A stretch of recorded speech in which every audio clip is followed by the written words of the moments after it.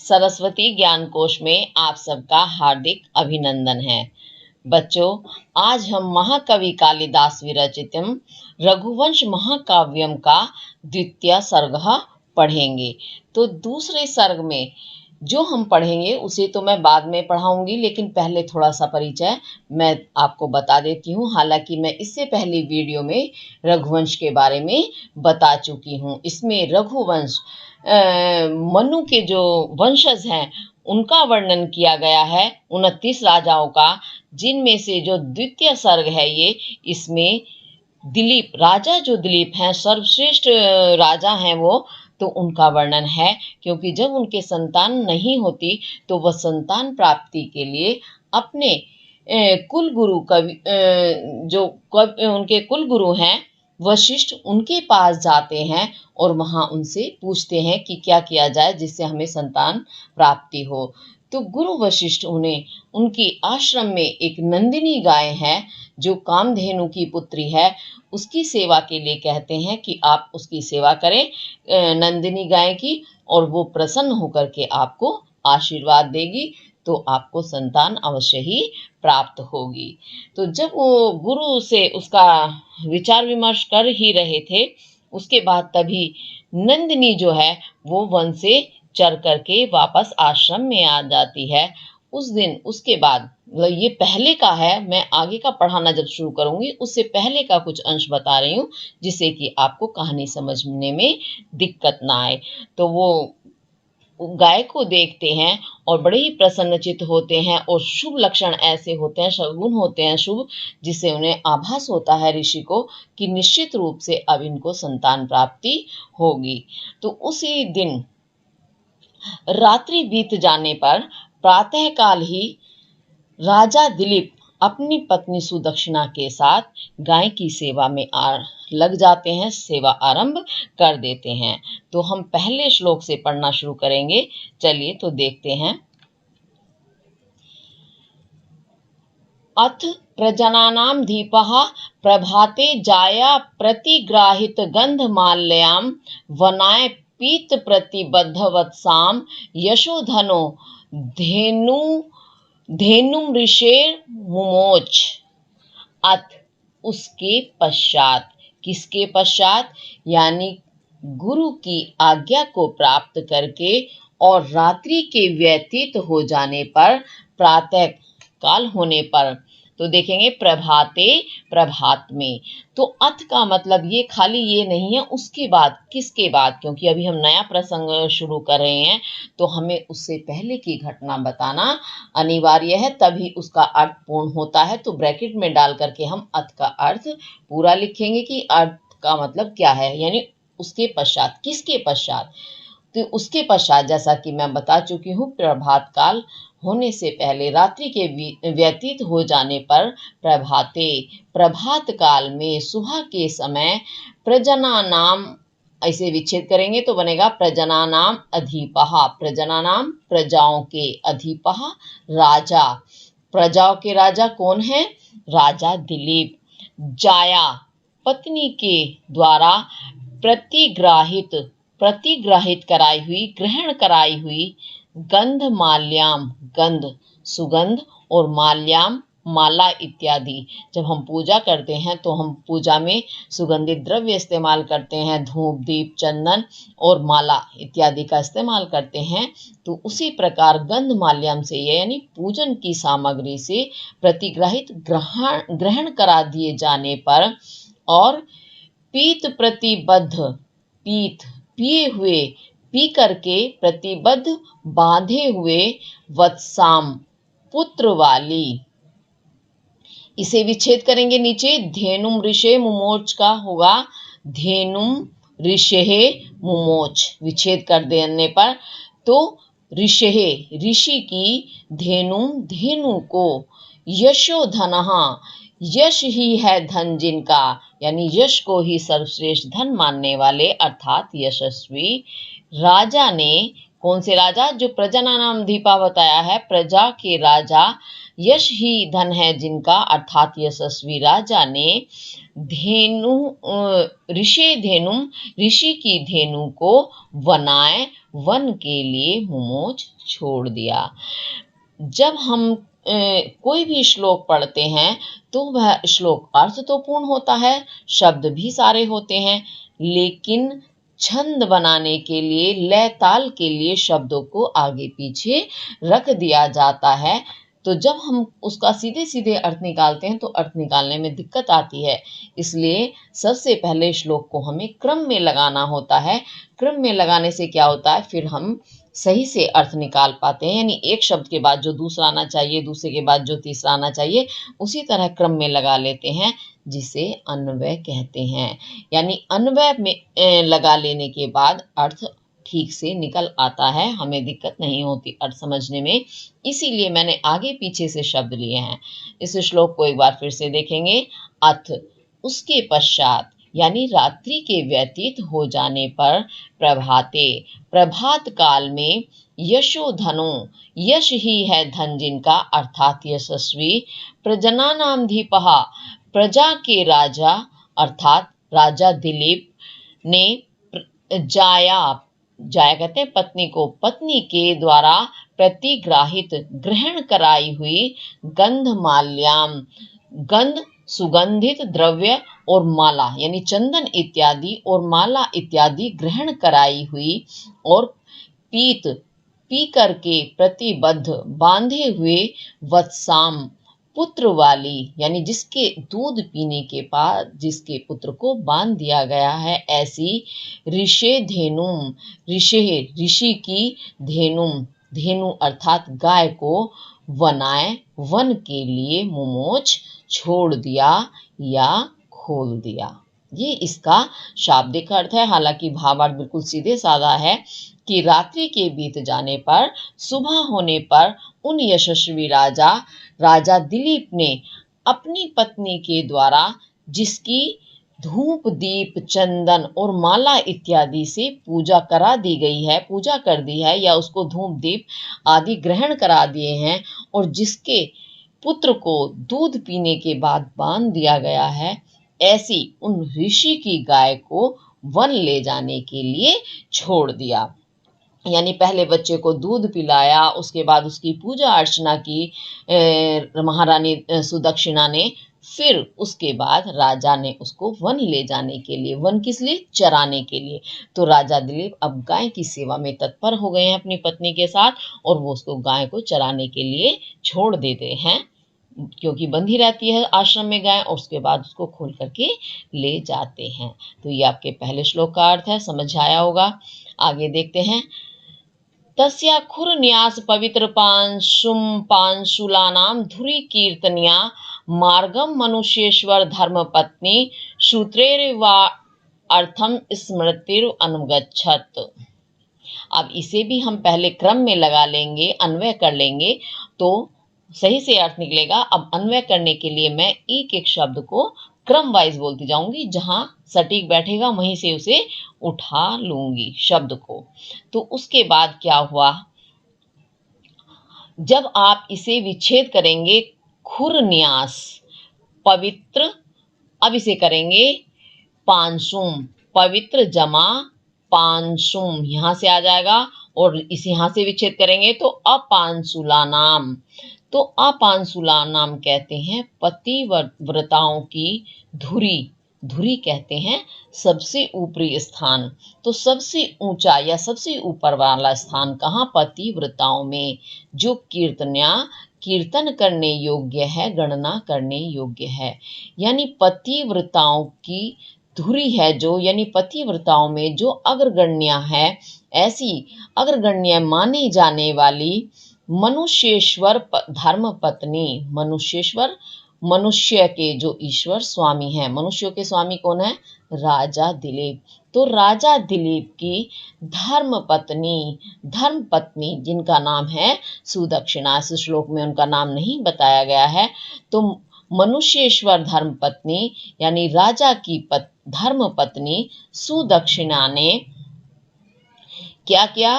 खुरन्यास, खुर जानते हैं, जो जानवरों के पैर होते हैं उन्हें खुर बोलते हैं, तो खुर के न्यास रखने से पवित्र हुई। पांसुम, धूली वाले, धूली से पवित्र हो जाने का क्या है, जैसे श्रुते, श्रुत कहते हैं वेदों के, श्रुते, इसे श्रुतेर इव का इसे विच्छेद करेंगे तो बनेगा श्रुते अर्थम इव।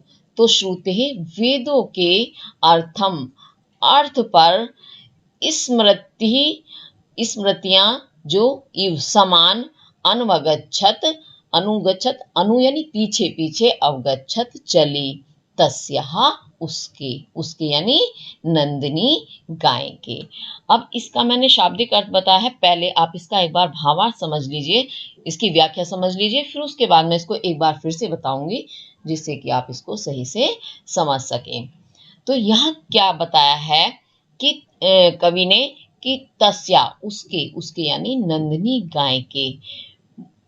नंदिनी गाय कैसी है, जिसके खुर रखने से रास्ते की, जो मार्ग की धूली है वो कैसी हो गई है, पवित्र हो गई है। उस मार्ग पर जो मनुष्येश्वर यानी राजा, मनुष्यों के ईश्वर अर्थात राजा की धर्म पत्नी सुदक्षिणा ने उस रास्ते पर, वो सुदक्षिणा भी कैसी है, जो पतिव्रता स्त्रियों में सबसे अग्रगण्य है, सबसे आगे गिनी जाने वाली है, यानी बहुत ही ज्यादा पतिव्रता स्त्री है वो। तो उन्होंने उस तस्या, उस नंदिनी गाय के मार्ग पर उसी प्रकार अनुसरण किया, अनुगमन किया, जैसे वेदों के अर्थ के अनुसार स्मृतियां करती हैं। अब आप वेद तो जानते हैं, वेदों में जो श्लोक लिखे होते हैं, जो ऋचाएं, वेदों की जो ऋचाएं होती हैं उनके अर्थ होते हैं, उन्हीं के अर्थ के अनुसार स्मृति लिखी जाती हैं। अब ये स्मृति क्या होती है, यानी उनको ही व्याख्यायित किया जाता है, उन्हीं का ही अर्थ जिन पुस्तकों में, जिन ग्रंथों में बताया गया है उन ग्रंथों को स्मृति कहते हैं। तो स्मृतियों में वेदों के अर्थ को जरा भी इधर उधर नहीं किया जाता, बल्कि जो अर्थ होता है उसको वैसे के वैसे ही उसमें वो व्याख्या करते हैं स्मृति में, तो वो स्मृतियां कहलाती हैं। ये भी धार्मिक ग्रंथ हैं जो वेदों के अर्थ के अनुसार चले हैं। ठीक है, तो ये इसका मैंने भावार्थ बताया। अब एक बार फिर से देखेंगे।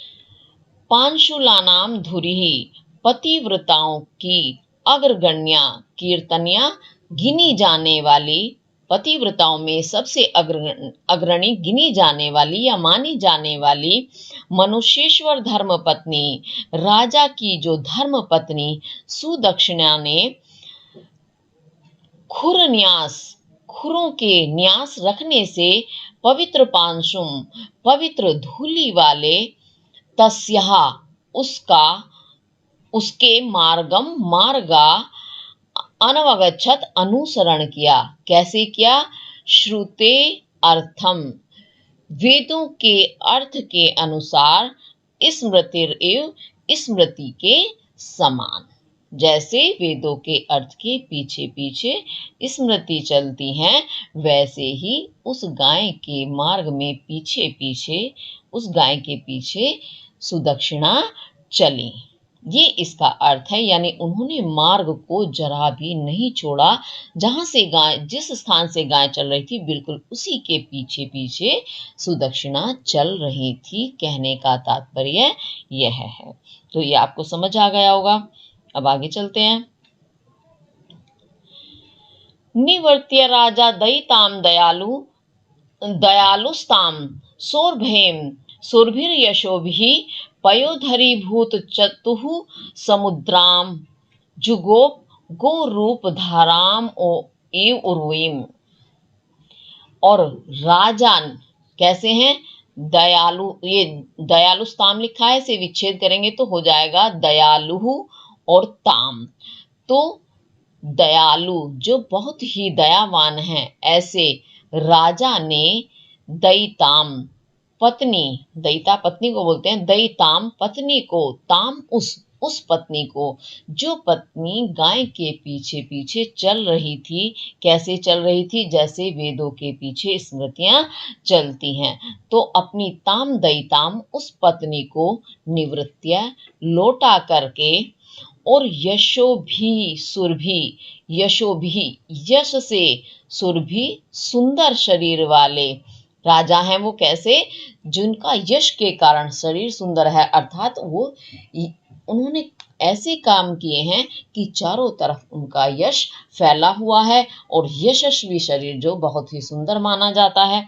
तो ऐसे यश से सुंदर शरीर वाले उन राजा ने सोरभैम, उस सोरभैम यानी नंदिनी की, नंदिनी कैसी है?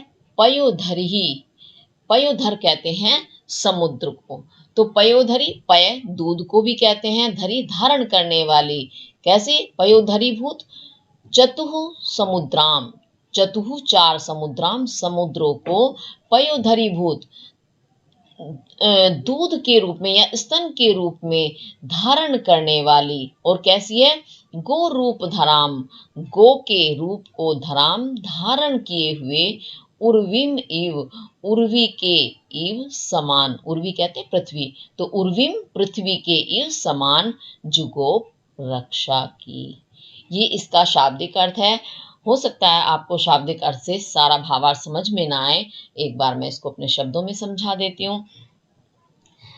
वे राजा जो कैसे हैं? यश से जिनका शरीर सुशोभित हो रहा है, यश कर्म करने के कारण वो चारों तरफ यशोमान हैं, ऐसे। और दयालु राजा ने जो उनकी पत्नी जो गाय के पीछे पीछे चल रही थी उसको लौटा दिया, और उसे लौटाने के बाद उस नंदिनी की, वो नंदिनी भी कैसी है? जिसने चार थनों के रूप में मानो चार समुद्रों को धारण किया हुआ है, क्योंकि पृथ्वी के चारों तरफ समुद्र माने जाते हैं। समुद्र में क्या है? जल है। तो ऐसे ही गाय के जो थन होते हैं, स्तन जो होते हैं, उनमें दूध भरा हुआ है, क्योंकि वो अभी उन्होंने कुछ समय पहले ही शीघ्र प्रसूता है, शीघ्र ही बच्चे को जन्म दिया है। इस कारण उनके स्तनों में इतना दूध है मानो वो समुद्र की बराबरी कर रहा है। और जैसे राजा उस चार समुद्रों से घिरी हुई पृथ्वी की रक्षा करते हैं, तो ऐसा लगता है मानो वही पृथ्वी ने अब गाय का रूप धारण कर लिया है, और उस गाय के रूप को धारण किए हुए मानो उस पृथ्वी की राजा रक्षा कर रहे हों। ऐसा अनुमान या ऐसा दृष्टांत प्रस्तुत किया है कवि ने। आपको समझ में आया होगा, फिर से देखेंगे एक बार तो आपका अर्थ क्लियर हो जाएगा।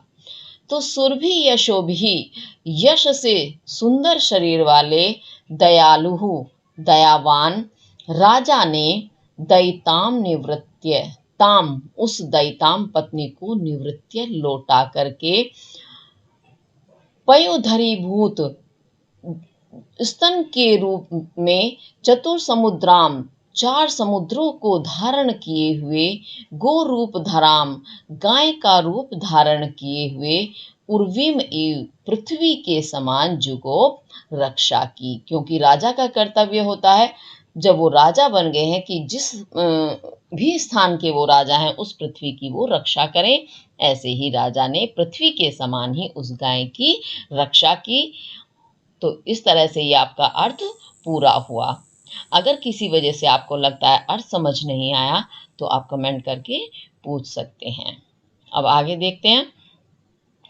वृत्ताय तेनानुसरणेन धेनुर्नेषेधि शेषो अप्य अनुयायी वर्गः न च अन्यस्तस्या शरीर रक्षा स्ववीर्य गुप्ता ही मनोः प्रसूतिः। वृत्ताय, वृत्त के लिए, तेन उस के द्वारा, उसके यानी राजा के द्वारा, राजा कौन है? अनुचरणे, अनुचरेण अनुचर के रूप में। किसके अनुचर? धेनु, धेनु के, गाय के। तो वृत्ताय व्रत के लिए, क्योंकि उन्होंने व्रत लिया है गाय की सेवा का, नंदिनी की सेवा का, संतान प्राप्ति के लिए।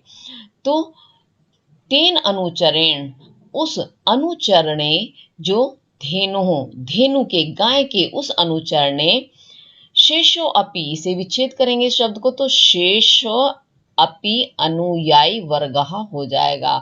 तो शेषो शेष, अपि भी अनुयायी वर्ग, जो उनके अनुयायी अर्थात सेवक वर्ग हैं, क्योंकि आपने देखा कि उन्होंने अपनी पत्नी को लौटा दिया। राजा की रक्षा में बहुत सारे सैनिक सेवक लोग होते हैं, अनुचर होते हैं, तो राजा ने कुछ सैनिकों को या अपने अनुचर को कुछ को तो पहले ही लौटा दिया है, जैसा कि आपने देखा कि उन्होंने अपनी पत्नी को भी वापस लौटा दिया। उसी प्रकार और बाकी जो शेष उनके साथ चल रहे थे, तो उन्हें शेषो अपि, शेष अनुयायी वर्ग को भी, सेवक वर्ग को भी निषेधी रोक दिया या वापस भेज दिया। ना, ये होगा ना चा अन्यस्तस्य, इसे विच्छेद करेंगे, चा अन्यतः तस्य हो जाएगा। चा और अन्यतः, अन्य के द्वारा, तस्य उसके, शरीर रक्षा, शरीर की रक्षा ना नहीं हो सकती थी। चा और अन्यतः, अन्य यानी किसी और के द्वारा, तस्य उसकी यानी उस राजा की, शरीर रक्षा, शरीर की रक्षा ना नहीं हो सकती थी। ही क्योंकि मनोहो, मनु की, क्योंकि वे मनु की संतान हैं, तो मनु की प्रसूति, संतान, स्ववीर्य गुप्ता, स्व अपने वीर्य, पराक्रम से, गुप्ता रक्षित होती है या रक्षित है। अब इसका शाब्दिक अर्थ बताया, एक बार इसका हम भावार्थ देखते हैं। तो वह जो राजा कौन है, वे उस गाय के सेवक बने हैं। किस लिए? अपने व्रत के लिए, अपना व्रत पालन करने के लिए, क्योंकि वो सेवक हैं, तो सेवक को अपने साथ से अपने लिए सेवक रखने का कोई अधिकार नहीं है। वो तो स्वयं ही सेवा कर रहे हैं, तो अगर वो अपनी सेवा किसी अन्य से करा रहे हैं, तो उस समय वो सेवक नहीं हो सकते। इसी कारण राजा ने जो उनके शेष अनुयायी थे या उनके सेवक थे, उन सभी को वापस भेज दिया। क्यों भेज दिया? क्योंकि उनके शरीर की रक्षा कोई अन्य नहीं कर सकता। क्यों नहीं कर सकता? क्योंकि वो मनु के संतान हैं, और मनु की संतान जो है अपने पराक्रम से ही रक्षित है। यानी उनके अंदर इतना पराक्रम होता है कि वे अपने शरीर की या अपनी रक्षा स्वयं कर सकते हैं, उन्हें सेवकों की आवश्यकता नहीं है। ये श्लोक का अर्थ है। तो दो अर्थ इसमें निकल करके आए हैं कि एक, सेवक को सेवक रखने का अधिकार नहीं है, दूसरे, वो इतने पराक्रमी हैं कि वो अपने शरीर की रक्षा स्वयं कर सकते हैं, उन्हें किसी रक्षक की आवश्यकता नहीं है। सीधा सीधा अर्थ है, इसमें कुछ घुमाव फिराव नहीं है। लेकिन एक बार फिर से देखो, तो धेनुः गाय के, तेन अनुचरेण उस अनुचर के द्वारा, जो कैसा है, वृताय, पहले वृताय ही ले लेते हैं, तो वृताय व्रत के लिए, धेनु गाय के, तेन अनुचरेण उस अनुचर के द्वारा, सेवक के द्वारा, सेवक कौन है?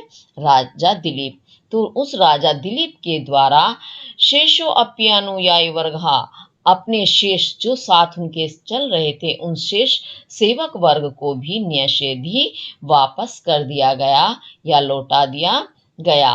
च और अन्यस्तस्य है, अन्यतः किसी अन्य के द्वारा, तस्य उसके, शरीर रक्षा न, शरीर की रक्षा नहीं हो सकती।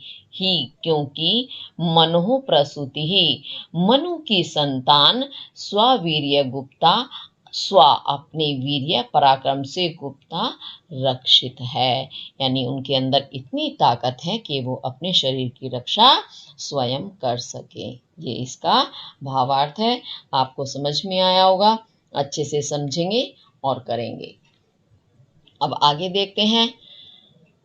आस्वादवद भी कवलैस्त्रीणानाम कंडूरियन दंश निर्वाणैश्च अव्याहतैः स्वर्गतैः सह तस्या सम्राट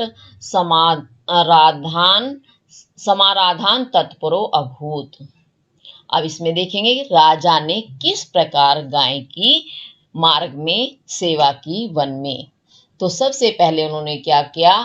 आस्वाद वद भी, आस्वाद यानी स्वादिष्ट, कवलही तृणानाम, तृणानाम तृण कहते हैं घास के, कवलही ये जब इसे विच्छेद करेंगे तो कवलइस का हो जाएगा कवलही तृणानाम। तो तिनकों के यानी घास के, कवलही कवलों के द्वारा, कवल कहते हैं ग्रास, ग्रास के द्वारा, और कंडू ये जब से भी विच्छेद करेंगे तो ये आपका शब्द होगा कंडूयनहि, और दंश निवार नहीं चा, चा और कंडूयनहि कंडूयन करते हुए अर्थात खुजलाते हुए, दंश, दंश कहते हैं जो क्या कहना चाहिए, वन के जो मक्खी मच्छर इत्यादि होते हैं वो दंश कहलाते हैं।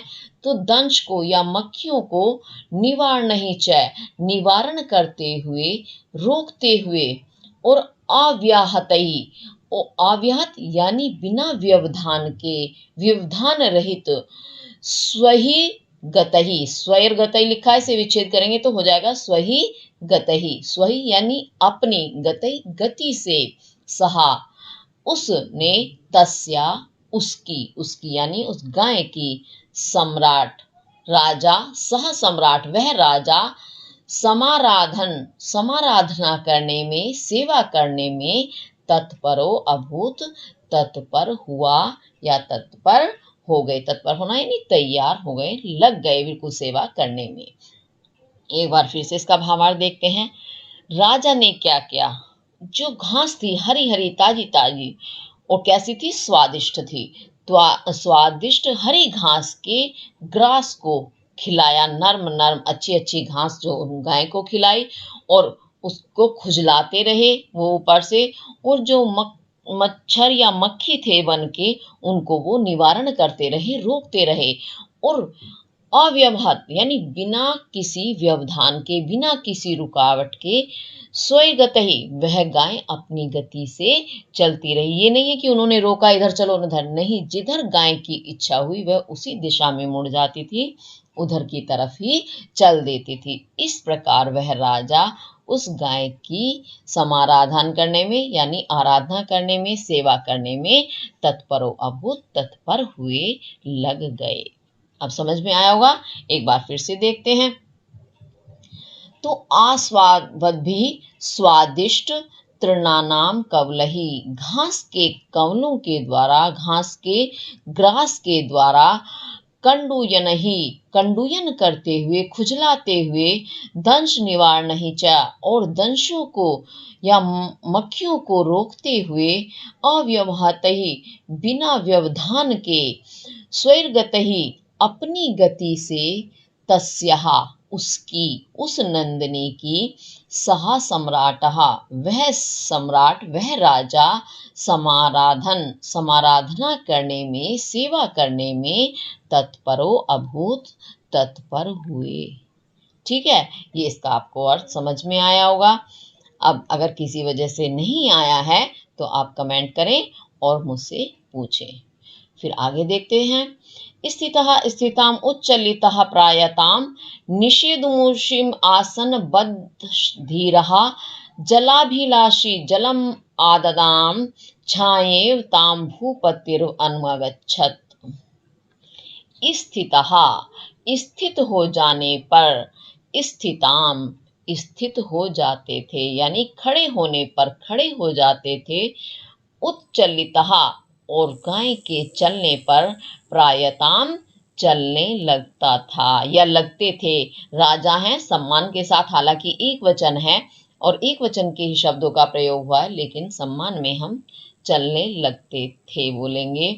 और निषेधम उसके निषेध करने पर, निषेधम उसी बैठ जाने पर, आसनबद्ध आसन बांध करके, धीरहा धैर्य के साथ राजा बैठ जाते थे, आसन बांध कर बैठ जाते थे यानी बिल्कुल पालथी मार के आराम से।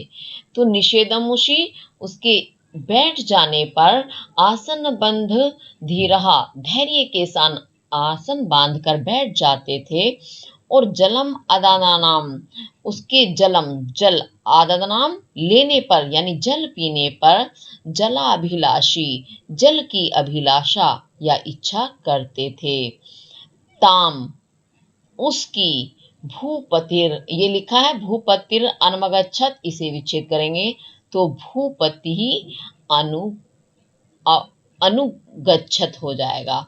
तो भूपति राजा ने ताम उसका छाया के समान अनुगच्छत अनुसरण किया। जैसे छाया मनुष्य के पीछे पीछे या जिस भी चीज की छाया उसके पीछे ही रहती है, वैसे ही राजा ने भी गाय का छाया के समान अनुसरण किया।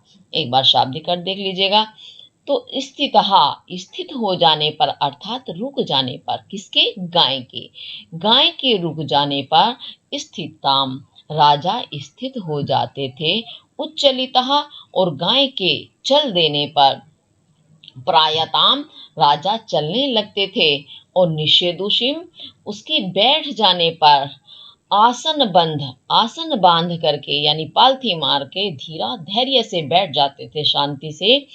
और जलम आदानम उसके जल पीने पर, जब गाय जल पी लेती थी उसके बाद राजा जल की इच्छा करते थे या सोचते थे कि अब मैं जल पीऊंगा, यानी गाय से पहले उन्हें प्यास भी लग रही है तो वो पानी को ग्रहण नहीं करते थे। तो इस प्रकार राजा ने उस गाय का छाया के समान अनुसरण किया। ये इसका आपका भावार्थ या व्याख्या है। एक बार हम फिर से देख लेते हैं। तो स्थिताम गाय के स्थित होने पर राजा स्थित हो जाते थे। और ये स्थिताम उत्चलित हो जाएगा, तो उच्चलित चलने लगते थे। उच्चलित उसके चलने पर प्रायाताम चलने लगते थे। निषेधम मुषिम उसके स्थित हो जाने बैठ जाने पर आसन बंद धीरहा धैर्य से आसन बांधकर बैठ जाते थे। जलम अदानाम और गाय के जल ग्रहण करने पर जलाभिलाषी जल की अभिलाषा करते थे या इच्छा करते थे, अर्थात उसके पीने के बाद ही जल पीते थे। तो भूपति ही राजा ने ताम उसका छाया के समान अनवगच्छत अनुसरण किया या उसके पीछे पीछे चले। इस प्रकार आपके आज जो मैंने 6 श्लोक पढ़ाए हैं, आप इनको ध्यान से पढ़ेंगे, समझेंगे। अगर नहीं समझ में आता है तो कमेंट के माध्यम से पूछेंगे। और अगर आपको मेरी वीडियो पसंद आती है तो आप लाइक, शेयर और सब्सक्राइब जरूर करें। तो आज इतना ही, इसी के साथ धन्यवाद।